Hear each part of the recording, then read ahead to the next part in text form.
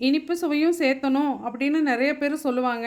ஆமாங்க, ப்ராசஸ் பண்ணியிருக்கிற சர்க்கரை இனிப்புகளை தவிர்க்கணும்னு நான் சொல்லுவேன். இனிப்பான பழங்கள் அளவோடு எடுக்கணும்னு நான் நம்புவேங்க. நம்ம தோட்டத்தில் விளைஞ்ச ஒரு மாம்பழம், அவகேடோ, இது கூட முட்டையோட வெள்ளைக்கரு அதிகமாகவும் மஞ்சக்கரு கம்மியாகவும் எடுத்துருக்குறேங்க. அந்த முட்டையில் உப்பு சேர்த்தி அந்த உப்பும் மஞ்சக்கருவும் நல்லா வெள்ளைக்கரு கூட கலக்கிற மாதிரி கலக்கி விட்டுக்கலாம். இது ரொம்ப நுர வர்ற மாதிரி கலக்க வேண்டாம்.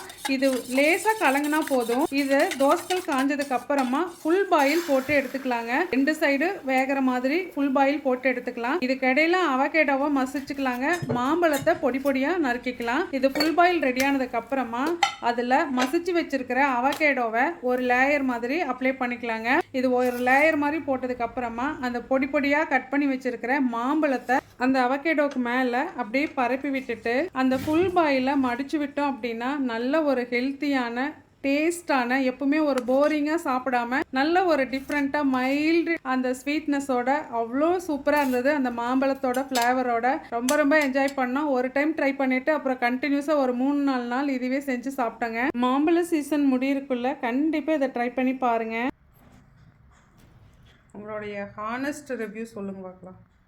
சூப்பராக இருக்குது. டெய்லியுமே காலையில் இப்படி சாப்பிட்டா அருமையாக தான் இருக்குது. பாரு, இது முட்டை, மாம்பழம், அவகேடோ.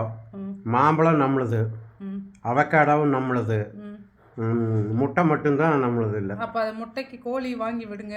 கோழி வாங்கறதுக்கு வச்சிருந்தோமே, இந்த தெருநாயிக, ஒருபாடு தெருநாயிக, அது வந்து முட்டை போடுற கோழிவே 2-3 கோழி பிடிச்சிட்டு போயிடுச்சு.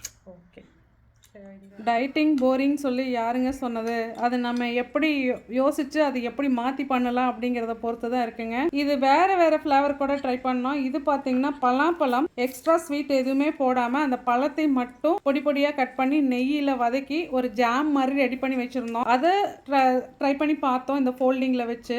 ஆஹா ஓஹோன்னு இல்லைங்க. ஏதோ ஒரு மாதிரி நல்லா தான் இருந்தது. ஆனாலும் அந்த மாம்பழ டேஸ்ட்டு அடிச்சுக்கிறதுக்கு வேறு எதுவுமே இல்லைங்க.